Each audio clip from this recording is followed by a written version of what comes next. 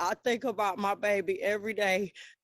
I know I can't have her back. 20-year-old Naisha Nelson was last seen February 10th, 2021, dropping her child off at an elementary school in the area of Crescent City and Putnam County. Nelson was reported missing just a week later.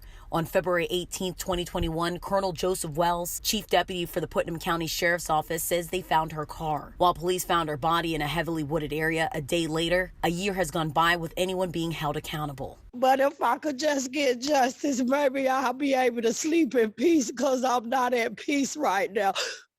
I want my baby back. Wells says revealing too many details about the nature of the murder could hurt the investigation. This case is very active. It's even very active considering it's a year old. It's more active than probably any other case that I've experienced in my 23 years to be this active after a year. Wells says they continue to process DNA and other evidence in hopes of adding to the physical evidence they already have. We still remain focused on a particular person of interest in this case who is imprisoned at this time, and that's happened since the initial investigation. Wells identified the primary person of interest, Lamont Beasley, who has an extensive criminal history, who also knew Nelson. He is in prison at the Florida Department of Corrections on an unrelated case where he violated his sex offender probation.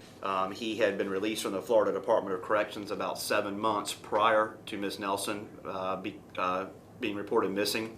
He was in the Florida Department of Corrections for false imprisonment and sexual battery on a young lady, not but a couple miles from where Ms. Nelson was found. Wells says they have consulted with the FBI, which has provided some assistance. And he says the sheriff's office will remain committed to this case. In Putnam County, Brianna Ray Turner, First Coast News, on your side. We have